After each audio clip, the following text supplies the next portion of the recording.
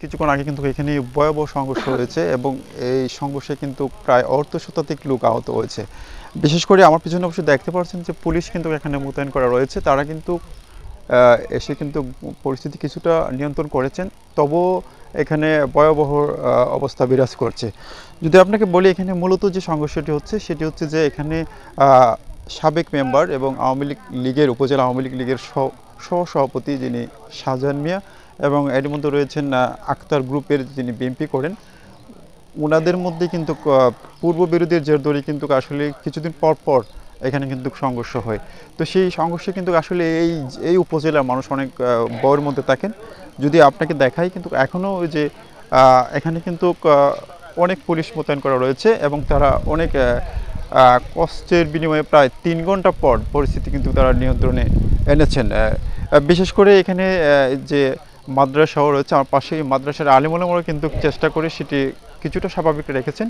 যদি আপনাকে বলি যে আসলে এই মুহূর্তে এখনও এখানে তমতমে বিরাজ করছে, আবারও সংঘর্ষ হওয়ার সম্ভাবনা রয়েছে, কারণ দুই পক্ষই কিন্তু আবার কিন্তু সংঘর্ষ করার জন্য তারা কিন্তু প্রস্তুতি নিচ্ছেন। তো যদি আমি আপনাকে বলে দেখাই আপনাকে যে আসলে এখানে এই যে এই মাঠে কিন্তু কিছুক্ষণ আগে কিন্তু সংঘর্ষ হয়েছে। আসলে এই সংঘর্ষে এখনও কিন্তু অনেক বইয়ের মধ্যে রয়েছেন সাধারণ। প্রাণ সসের মাখামাখি টেস্ট নুডলসকে করে তোলে আরো ইয়ামি আরো জোস। প্রাণ সসের বস মানুষ এবং বিশেষ করে এখানে কিছু দোকানপাট আছে, সেগুলো কিন্তু লুটপাট হয়েছে। তো এই ছিল, আমি এখনো বর্তমানে আছি এখানে, পরবর্তীতে আমি আপনাকে জানাবো। ধন্যবাদ।